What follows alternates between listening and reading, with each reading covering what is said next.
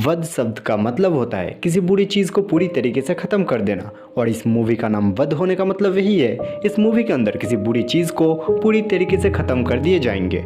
वध नाम की जो पहली मूवी आया था उसका रेटिंग था 7.2, और ये जो नया वाला वध आया है यानी कि वध 2, इसका रेटिंग है 8.4, और ये बहुत ही ज़्यादा रेटिंग होते हैं। तो यहाँ पर स्पॉइलर वार्निंग देते हुए मूवी का एक्सप्लेनेशन शुरू करते हैं। कहानी की शुरुआत में मंजू नाम की एक लड़की को देख पाते हैं जिसके ऊपर आरोप है पैसों की लालच में आकर दोनों प्रेमियों को बहुत ही बेरहमी के साथ हत्या कर दी गई है, और यही मंजू नाम की कैरेक्टर इस कहानी में बहुत ही महत्वपूर्ण रोल को प्ले करी है। खैर, इसके बाद इस केस को लेकर कोर्ट में सुनवाई किए जाते हैं, जहां पर सजा के तौर पे इस औरत को 25,000 रुपए की जुर्माना भरने के लिए बोला जाता है और 28 साल के लिए जेल में डाल दिया जाता है। इसके बाद हम लोग देख पाते हैं काफी अरसे बीत चुके हैं और मंजू का भी उम्र काफी हो चुकी है, और यहाँ पर मंजू और ये औरत जब बात कर रही थी तब हम लोग को पता चलता है मंजू को कोई तो है जो बहुत ही ज्यादा प्यार करता है, और उसका वही आशिक बाहर से उसे सहायता करता है यहाँ पर ठीक से रहने के लिए। इधर हम लोग सोमनाथ जी को देख पाते हैं जो बात कर रहा था जेल की नई सुपरिंटेंडेंट के साथ, जो हाल फिलहाल में ही आया है और जिनका नाम है प्रकाश सिंह। खैर, इधर रात में मंजू जेल में सो रही थी, तभी यहाँ पर एक जेल गार्ड आती है जिनकी नाम होती है नफीसा, और नफीसा को देखकर यहाँ पर मंजू कहती है उसे गेट खोलने के लिए, लेकिन गेट जब नहीं खोलती है तब थोड़ा सा पैसा देती है। उसके बाद नफीसा जेल खोल देती है और यहाँ पर मंजू मुलाकात करने के लिए जाती है उसके उस लवर के साथ जो होता है सोमनाथ जी, और सोमनाथ जी का आज बर्थडे है, यानी कि अब वो 59 का हो चुका है। इसके कारण से यहाँ पर सोमनाथ मंजू को एक छोटा सा गिफ्ट के तौर पे एक बोतल देता है, यानी कि तुम देख ही सकते हो किसका बोतल है, और यहाँ पर मंजू कहती है गिफ्ट तो मुझे देनी चाहिए। यहाँ पर इन दोनों की बातों से सोमनाथ के बारे में हम लोग थोड़ा सा डिटेल्स में जान पाते हैं। दरअसल सोमनाथ की एक पहली वाइफ थी जिसका एक बेटा भी है, जिस बेटे को सोमनाथ ने पढ़ा लिखा कर बड़ा किया है। उसके बाद वो बेटा बाहर काम करने के लिए जा चुका है। अब वो लड़का सोमनाथ का ही कॉल, यानी कि उसका पिता का ही कॉल नहीं उठाता है, तो इस बात पे अपने बेटे को ही थोड़ा सा गाली देता है। इसके बाद यहाँ पर ये दोनों ऐसे ही बात करते हुए काफी रोमांटिक भी होते हैं। उसके बाद मंजू कहती है उसका जाने का वक्त आ चुकी है, तो मंजू यहाँ पर जाते हुए सोमनाथ जी को हैप्पी बर्थडे बोलकर चली जाती है। इसके बाद हम लोग सोमनाथ को देख पाते हैं जो जेल के कुछ सब्जियों को लेकर यहाँ से बाहर जा रहे थे। दरअसल जेल में जितने सारे सब्जी आते उतने सारे सब्जी को कुक नहीं किए जाते, इसके कारण से जो सब्जी बच जाते वो सारे सब्जी को सोमनाथ लेकर घर चले जाते हैं और बाहर जाके बेचकर थोड़े से पैसा कमा लेता है। लेकिन यहाँ पर एक गेटमैन एक बड़ी सी नोकीली चीज से ये सारे सब्जी की बोरी को बहुत ही तेजी से फूल रहा था, एंड ऑब्वियसली इस चीज से सब्जी खराब हो जाता है। इसके कारण से सोमनाथ ऐसा करने से मना करता है। अगले दिन जेल में एक कांस्टेबल प्रकाश सिंह के पास कुछ तोहफा लेकर आते हैं, यानी कि फूल, एक दारू का बोतल और एक कार्ड। दरअसल ये सारी चीजें भेजा होता है एमएलए का कोई खास इंसान, और जब प्रकाश सिंह इसी जेल में नए सुपरिंटेंडेंट के तौर पे आ चुका है तब उन्हें भी तो एमएलए के तौर पे कुछ मिलना चाहिए ताकि प्रकाश सिंह भी एमएलए की तलवार चाटते रहे। लेकिन प्रकाश सिंह ये सारी चीज़ों को नीचे फेंक देता है और इस बोतल को यहीं पर तोड़ देता है, और यहाँ पर साबित कर देता है कि प्रकाश सिंह पूरी तरीके से एक सच्चा इंसान है। और यहाँ पर सभी को कह देता है इससे पहले यहाँ पर जो भी क्राफ्ट ऑफिसर था उससे मेरा कोई लेन देन नहीं है, मैं क्राफ्ट बिल्कुल भी नहीं हूँ, मैं रूल्स और सच्चाई को लेकर काफी ज्यादा कठोर हूँ। खैर, इधर हम लोग कुछ नए कैदियों को देख पाते हैं जिन लोग को आज ही यहाँ पर लेकर आया गया है, और इस सारे कैदियों के बीच में नैना नाम की एक 22 साल की लड़की को देख पाते हैं। इसके बाद यहाँ पर जब नैना को चेकिंग के लिए उसके सारे कपड़ों को ही उतारने के लिए बोलती है तब नैना काफी ज्यादा अनकंफर्टेबल फील करती है। तभी यहाँ पर राजनी नाम की एक फीमेल ऑफिसर आती है और यहाँ पर नैना को जोर जबरदस्ती उसके कपड़े उतारना एंड उसे चेकिंग करती है।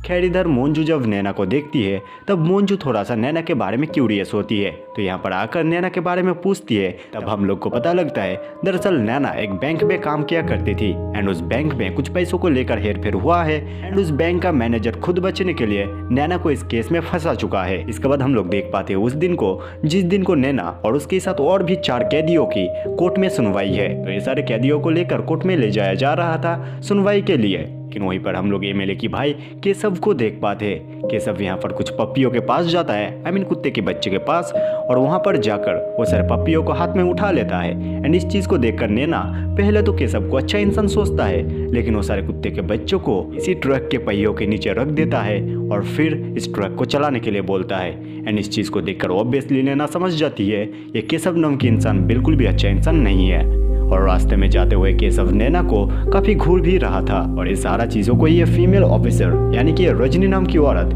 देख रही थी, लेकिन ये सारा चीजों पे वो रिएक्ट नहीं करती है। और इसका कारण क्या है थोड़ी देर में ही हम लोग को अंदाजा लग जाता है। दरअसल जब सारे कैदी इस ट्रक से उतर जाता है उसके बाद यहाँ पर केशव रजनी के हाथ पकड़ लेता है और उसे यहाँ पर बैठने के लिए बोला जाता है। रजनी भी यहाँ पर काफी ज्यादा डरी हुई थी और यहाँ पर रजनी को कुछ पैसा भी देता है केशव। एंड उसके बाद केशव रजनी को राजी करवाने लगता है, यानी कि नैना नाम की उस लड़की के साथ कुछ करने के लिए। और रजनी यहाँ पर सीधी तरीके से राजी नहीं हो रही थी, इसके कारण से रजनी की जो बेटी है उसके ऊपर धमकी देता है। मतलब यहाँ पर सीधे ही तौर पे रजनी के पास भी कोई ऑप्शंस नहीं होती है। और इसके बाद नैना जब जेल में अपने वकील के साथ बात कर रही थी तब उसके वकील उसे कहता है सारा डॉक्यूमेंट, सारा सबूत, सब कुछ रेडी है और नैना बहुत ही जल्दी जेल से छूट जाएगी। लेकिन यहाँ पर केशव नैना की उस वकील को अपने पास बुलाता है एंड उस वकील को धमकी दे देता है ताकि जल्दी से नैना को इस जेल से छुटकारा ना मिले। इधर प्रकाश सिंह इस जेल का नया सुपरिंटेंडेंट बना है, इसके कारण से सभी कैदी के सामने कुछ लेक्चर, कुछ बातें कहता है और अपना नाम भी कहता है। और यहाँ पर जब मंजू प्रकाश सिंह का नाम सुनती है तब मंजू अपने ही मन में प्रकाश सिंह का नाम बार बार कह रही थी।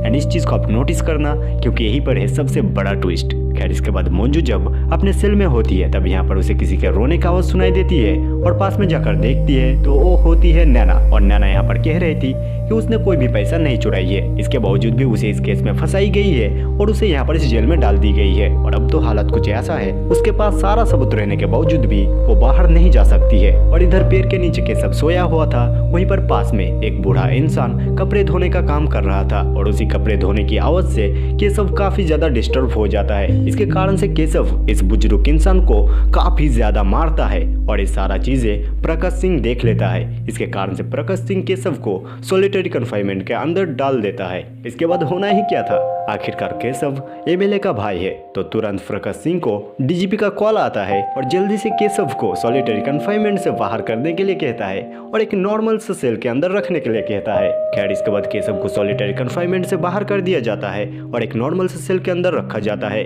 लेकिन रात में हम लोग नदीम नाम की एक कांस्टेबल को ड्यूटी में रहते हुए देख पाते हैं, जो कांस्टेबल केशव का हमेशा ही तलवा चाटते रहता है। मतलब यही नादिम नाम की कांस्टेबल केशव की उस तोहफा को प्रकाश सिंह के पास लेकर गया था और यहाँ पर ये दोनों दारू पीते हुए काफी सारे चीजों को लेकर बात कर रहा था। लेकिन वहीं पर एक कांस्टेबल उस दिन की बात को भी कहता है जिस दिन प्रकाश सिंह केशव का उस तोहफा को एक्सेप्ट नहीं किया था और प्रकाश सिंह केशव के बारे में बहुत ही उल्टा सीधा बातों को कह रहा था और उसके ही साथ इस कांस्टेबल को भी काफी ज्यादा अपमान किया था। तो यहाँ पर केशव प्रकाश सिंह को कॉल करता है और बहुत सारे गालियां देता है और ये सारे गालियों को सुनकर प्रकाश सिंह का गुस्सा काफी ज्यादा बढ़ जाता है। तो प्रकाश सिंह अपने कार को निकलकर सीधा इस जेल के अंदर आता है और यहाँ पर केशव को काफी ज्यादा मारता है।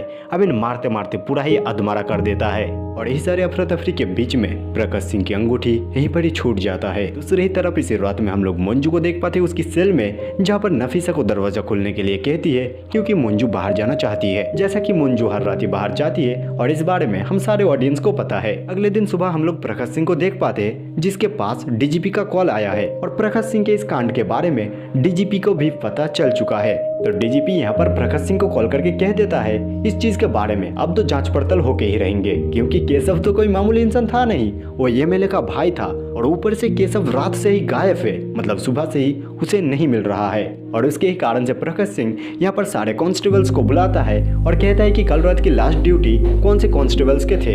इसके बाद यहाँ पर नादिम खान और सोमनाथ जी को रुकने के लिए कहता है और सारे कांस्टेबल्स को बाहर जाने के लिए कहता है, क्योंकि यही दो कांस्टेबल है जिन लोगों की कल रात की लास्ट ड्यूटी था। और यहाँ पर इन दोनों को प्रकाश सिंह अच्छी तरीके से समझा देता है ये सारी चीजों को लेकर आप जांच पड़ताल किए जाएंगे तो तुम दोनों उतना ही बोलना जितना तुम दोनों जानते हो। तो डीजीपी के बातों के अनुसार यहाँ पर जांच पड़ताल करने के लिए आता है अतीत सिंह। अतीत सिंह आकर सोमनाथ जी के साथ इस जेल के हर एक जगह को अच्छी तरीके से देखता है और उस जगह को भी देखता है जिस जगह पर प्रकाश सिंह केशव को बेहद ही ज्यादा मारा था। और ये सारी जगह को अच्छी तरीके से जांच पड़ताल करने के बाद अतीत सिंह को कुछ खास नहीं मिलता है। तो अब बारी है सबके मुंह से ही सुनना आखिरकार हुआ क्या था। तो यहाँ पर सोमनाथ जी से ही शुरुआत करते हैं और सोमनाथ जी को कहने के लिए कहता है बिल्कुल शुरुआत से आखिरकार हुआ क्या था।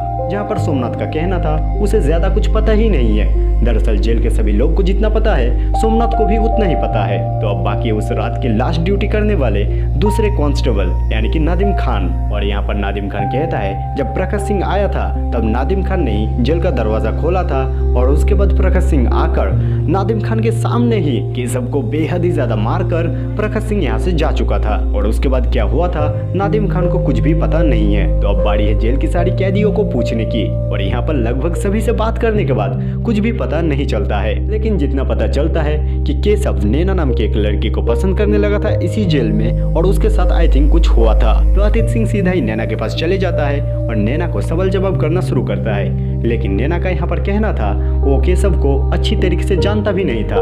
एक दिन दरअसल कोर्ट में जाने के वक्त पर एक ही ट्रक में वो सारे कैदी जा रहे थे, इसके कारण से बस केशव को वहीं पर देखा था। इसके अलावा केशव को कहीं पर भी नहीं देखी है और केशव को वो बिल्कुल भी नहीं जानती है। लेकिन यहाँ पर रजनी नाम की जो कांस्टेबल होती है उसके चेहरे के रिएक्शन को देखकर ऐसा लगता है यहाँ पर कुछ तो बात है जो सारे बातों को छुपाया जा रहा है। लेकिन खैर अतित सिंह को यहाँ पर कुछ भी पता नहीं लगता है। इसके बाद रात में जब अतित सिंह सारे कांस्टेबल के साथ यूं ही बैठा हुआ था तब अतित सिंह को पता लगता है कि सोमनाथ जी अपनी ड्यूटी खत्म करने के बाद भी इसी जेल के अंदर आता है कुछ सब्जियों को लेने के लिए। लेकिन ऐसा नहीं है कि सोमनाथ जी उसी रात में आया था। सोमनाथ जी हर दिन हर रात में ही आता है और जिस तरीके से हर रात में ही उस नौकीली चीजों से उसकी सब्जियों के बोरियों पर हमले किए जाते हैं उसी तरीके से उस रात में भी किए गए थे। और उस रात में तो उल्टा कुछ एक्सप्लोसिव भी हो जाते हैं। मतलब सोमनाथ जी उसी नौकीली चीज को लेकर गुस्से में आकर अपनी ही सब्जियों के बोरियों पर जोर जोर से वार करते हैं कि देखो तुम लोग को यही देखना है ना, मेरे सारे सब्जियों को खराब कर दो बस। और इसके बाद सोमनाथ जी हर रात की तरह अपनी सब्जियों को लेकर चले जाते हैं। और ये सारे बातों को सुनकर अतित सिंह थोड़ा सा भी वक्त जाया ना करते हुए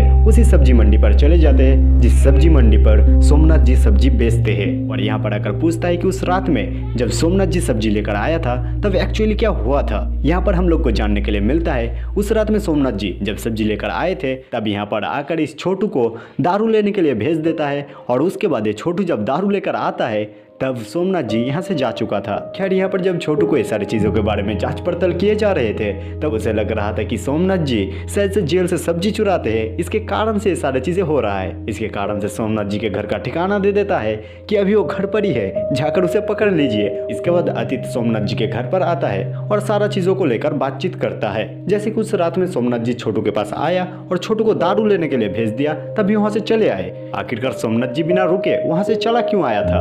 और इसी तरीके का और भी कुछ सवाल करते हैं और उस सारे सवालों का जवाब सोमनाथ जी बहुत ही अच्छी तरीके से देते हैं। जैसे कि यहाँ पर सोमनाथ जी जवाब देते हैं अब उम्र हो चुकी है, एक ही जगह पर बहुत देर तक खड़ा रहने से अब घुटने में दर्द होने लगता है और इसी के ही कारण से तो बिना दारू लेकर घर पे आ चुका था और घर पे आकर सो गया था। और यहाँ पर सोमनाथ जी ये भी कहते हैं कि आपको लगता है मैं केशव को बोरियों के अंदर भर के वैन में बिठाकर बाहर ले आया उसके बाद उसे छोड़ दिया, कि आपने उस गेटमैन के साथ कभी बात किया है? उसके पास इतने बड़े जो नौकीली चीज होता है उससे बोरियों के ऊपर ऐसे ऐसे बार करता है, उस चीज से एक जिंदा इंसान तो छोड़िए एक छोटा सा चूहा भी बाहर नहीं आ सकता। और यहाँ पर अतीत सोमनाथ जी की ये सारे बातों को सुनकर और सोमनाथ जी की जो भी सारे बिहेवियर है उनकी चलना, बातें करना, रिएक्ट करना हर चीज पर, ये सारी चीजों को देखकर अतीत को लगता नहीं है कि सोमनाथ जी ने कुछ किया होगा। लेकिन यहाँ पर ही मूवी का सबसे बड़ा ट्विस्ट रिवील होता है, यानी कि केशव की डेड बॉडी सोमनाथ जी की फ्रिज पर है। और इस चीज का भनक अतीत को थोड़ा सा भी नहीं होता है। मतलब उसी फ्रिज से बर्फ निकलकर यहाँ पर अतीत को दारू पिलाता है। खैर इस केस को लेकर अगले सुबह अतीत का इन्वेस्टिगेशन कंप्लीट हो जाएगा, तो इसके कारण से जाने से पहले प्रकाश सिंह के साथ मुलाकात करने के लिए जाता है। लेकिन वहीं पर प्रकाश सिंह का ईगो इतना महान होता है, खुद के ही खिलाफ स्टेटमेंट दे देता है कि उसने केशव को बहुत ही ज्यादा मारा था। उसके बाद केशव जेल से फरार हो चुका है और इसके बाद क्या प्रकाश सिंह को सस्पेंड कर दिया जाता है। खैर इधर रात के टाइम पर हम लोग सोमनाथ जी को देख पाते हैं जो किसी जगह पर बहुत ही बड़ा एक गड्ढा खोदा है। और ये कौन सा जगह है आपको कहानी में आगे जाकर पता चलेगा, क्योंकि यही वो जगह है जिस जगह के कारण से ये कहानी पूरी तरीके से अलग मोड़ ले लेगा। खैर यहाँ पर सोमनाथ जी केशव के बॉडी को दफन कर देता है और उसके बाद यहाँ से घर चले जाता है। खैर इसके बाद लगभग 11 मंथ बीत जाता है और यहाँ पर हम लोग अतीत को देखते हैं सोते हुए। वहीं पर उसके फोन पर कॉल आ रहा था डीजीपी का, तो डीजीपी के साथ जब मिलने के लिए जाता है तब उसे बोलता है कि ये क्या है। प्रकाश सिंह के बंगलों के पीछे दफन हुआ एक डेड बॉडी मिला है, जो डेड बॉडी लगभग 11 मंथ पुराना है और उतना ही तो वक्त पहले केशव गायब हो चुका था। तो सबका संदेह ये हो रहा है कहीं ना कहीं ये बॉडी केशव का ही है। तो इस केस को यहीं से रीओपन कर दिया जाता है और अतीत अपने काम पे लग जाता है। अतीत सीधा उसी जगह पर जाता है जहाँ पर केशव का डेड बॉडी मिला है और वहाँ पर जाने पर अतीत को दिखाई देता है केशव के डेड बॉडी के पास वही अंगूठी, जो अंगूठी कभी प्रकाश सिंह के हुआ करता था। तो आखिरकार सच में ही ये अंगूठी किसका है, इस चीज का टेस्ट करवाने के लिए भेज दिया जाता है। तो इसके बाद अतीत फिर से नादिम खान के पास जाता है और नादिम खान को सीधा ही सीधा सब कुछ बोलने के लिए बोलता है, लेकिन नादिम यहाँ पर वही सारे बातों को बोल रहा था जो सारे बातों को उसने पहले कहा था। और अगर सच में सिर्फ वही सारी चीज हुआ था तो केशव का मौत हुआ कैसे। तो यहाँ पर अतीत अपने हाथ में एक बेल्ट लेता है और उसके बाद इसे टॉर्चर करता है। तब जाकर नादिम के मुंह से सारा कहानी बाहर आता है। दरअसल उस रात में प्रकाश सिंह केशव को मारने के बाद प्रकाश सिंह वहां से जा चुका था, लेकिन उसके बाद केशव किसी को कॉल किया था और कह रहा था कि मैं अब आ रहा हूँ। और वो फोन कॉल में जिस तरीके से बात कर रहा था, बातें सुनकर लग रहा था कि वो रजनी मैम को कॉल किया था। और इस फोन कॉल को खत्म करने के बाद नादिम को पीछे का दरवाजा खोलने के लिए कहता है और इस जेल से बाहर चले जाता है। और उसके बाद केशव की क्या हुआ था नादिम को बिल्कुल भी अंदाजा नहीं है। इस चीज के बारे में सिर्फ रजनी ही बता सकती है। तो अतीत सीधा ही रजनी के पास जाकर सीधा ही सवाल के जवाब पर आने के लिए कहता है। तो रजनी यहाँ पर अपना कहानी शुरू करती है। दरअसल उस रात में हुआ कुछ यूं था, केशव उस रात में कॉल किया था नैना नाम की उस लड़की के लिए। केशव बेहद ही ज्यादा गुस्से में थे, इसके कारण से रजनी के पास भी कोई ऑप्शन नहीं थी। तो रजनी उस नैना नाम की लड़की को लेकर आती है इस जेल की जो डिस्पेंसरी है वहां तक। और यहाँ पर नैना को केशव के पास छोड़कर रजनी यहाँ से जा चुकी थी। और इसके बाद रजनी जब फिर से लौट कर आती है तो इसी डिस्पेंसरी के दरवाजे के सीढ़ी पर नैना बैठी हुई थी। नैना बिल्कुल ही पूरी तरीके से ठीक ठाक थी और यहाँ पर जेल का दरवाजा ओपन था। तो यहाँ पर रजनी जेल का दरवाजा बंद कर देती है और नैना को लेकर आ जाती है। एंड ऑब्वियसली रजनी ये सारा चीजें करने के लिए वो भी काफी ज्यादा मजबूर थी। दरअसल रजनी के जो पति थे वो हमेशा ही बीमार रहता था, इसके कारण से फाइनेंशियली फैमिली को मैनेज करना काफी ज्यादा मुश्किल हुआ करता था। तभी केशव रजनी को पैसा देता था और उसके बदले में रजनी के साथ मतलब वही किया करता था।